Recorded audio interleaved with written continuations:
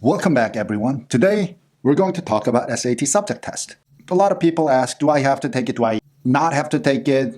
Is it going to help when I apply to college? Some people say this, some people say that, and everyone's confused. So I've decided that I will deal with it right now. Let's do that.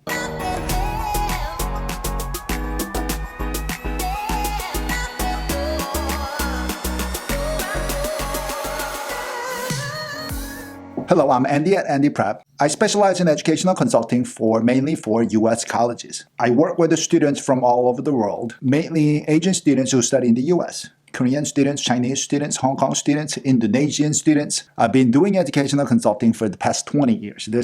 And I tend to know a little more about average people, so I'm here to share everything I know, all the statistics, data, and I want to share my experience with you guys.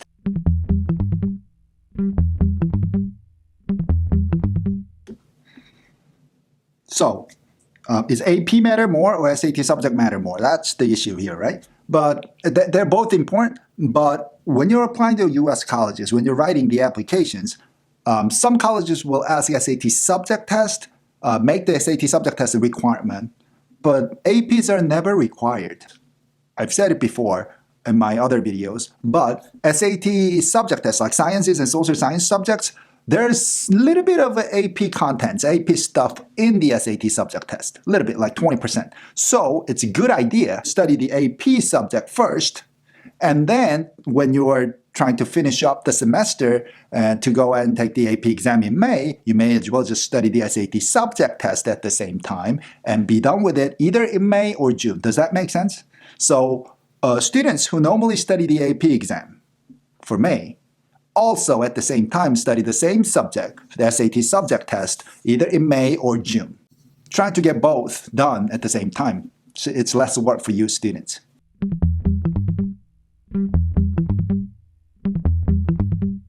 So that leads us to the second question. When do we prepare and when do we go and take the actual SAT subject test?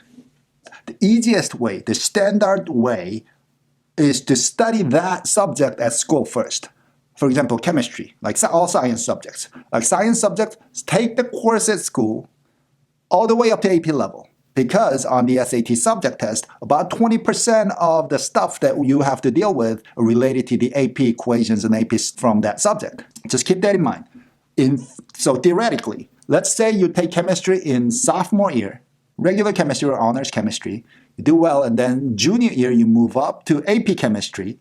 Towards the end of junior year, by the time you're almost finishing up with this AP chemistry stuff, your school teacher's got to make you go and take the AP exam anyways, right? So while you are preparing for the AP exam, chemistry exam, you may as well study for the SAT subject test, the chemistry test at the same time.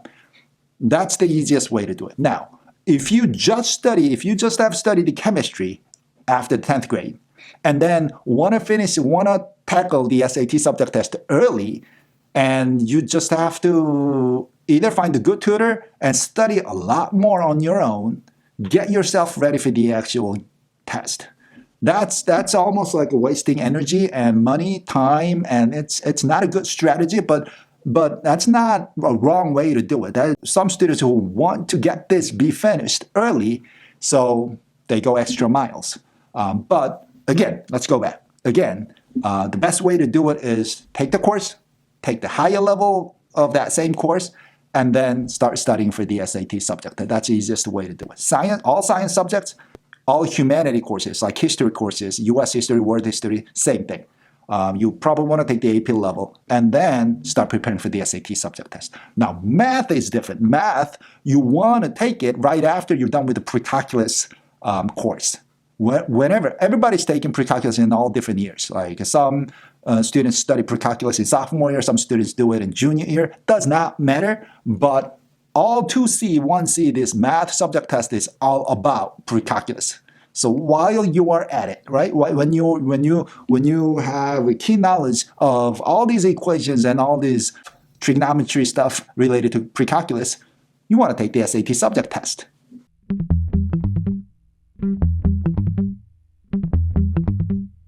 Now, when colleges require SAT subject tests, Not many colleges require it. A lot of colleges will say recommended, it's optional. But when they say, okay, show me your SAT subject test scores, why do they say that? If you think of it, one of the reasons I can think of it is because it will give you an assurance of what you want to study in college. Let me try to think of an extreme example. Let's say you want to study human biology. Then how the heck are the colleges going to know that you are a strong candidate for biology or human biology major? One, they will look at your biology scores for school subjects. Second, they need a standardized test scores. So there, you could submit SAT subject test, the biology score there. And then it will basically is a proof to them that, okay, I got a good score in my biology class at school, and then the standardized test score, I do this well. So it's easier for the college admissions to decide whether or not you're going to be okay once you are in the school. Is this student going to understand whatever our professors are explaining in class? You know, that's where that score is going to be used. Another extreme example, right? Let's say you want to major in Spanish language. I mean, it's a good idea that you take a high level of Spanish class in high school, but at the same time, you could go and take the SAT Spanish test, language test, and then submit that score to college and saying that, okay, it's almost like another set of SAT 1 test, you know, another strong proof that I am capable. Does that make sense? I hope that makes sense.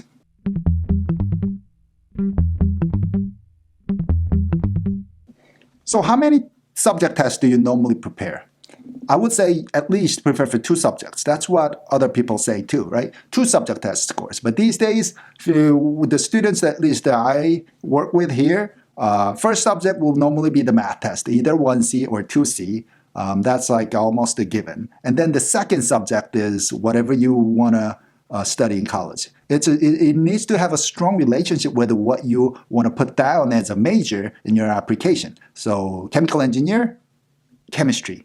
Biomedical engineering, probably chemistry or biology. So you know what I'm trying to say. So find a subject that has a strong connection with what you want to study in college. And if you combine them all together in one package, it will give the college admissions people an easier time to understand where you're coming from. So guys, remember, the more you provide, the more you show to the college admissions, the better chance you're going to have to being accepted to that college.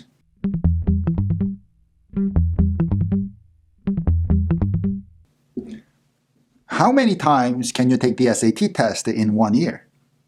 Let's cover that.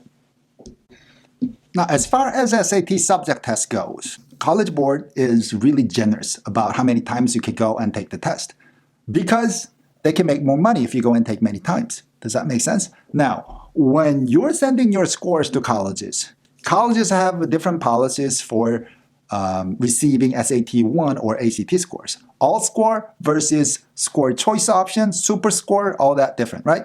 We'll explain that in a different video. But SAT, as far as SAT subject test goes, it's all same. You can take it as many times as you want in different years. It will cost you a lot of money. You have to go through a lot of stressful season, but you could go and take it. You could go and take it as many times as you want and submit to college just one score, that one score you want to show to college. The College Board will give you an option to choose just one score to submit. So when can you take, how often can you take the SAT subject test, right? Let's go into the College Board website and try to figure that out. You click on register, and then you come in this page and test dates and deadlines, right? Let's click on that. SAT 1920 SAT subject test dates. And then you can see all different dates. August, now, there are 2 options. Now, you could either look at the U.S. administration dates and deadlines down here, or you could come up here and then click on this international dates and deadlines. If you are in Korea, China, you want to click on international option. Look at the availability here. All right, guys, thanks for watching this video until the end. And I hope this video cleared up some of your questions and concerns about the SAT subject test. If there is a question, there is something related to the SAT subject test that I have not mentioned in this video, please leave a comment. And then I tend to check the comments almost every day, and then I will get back to you as soon as possible. Now, I hope you have a great day, great week. may as well just have a great month. Study hard, be smooth, eat a lot, make good friends, and stay healthy. I'll see you in the next video. Bye-bye.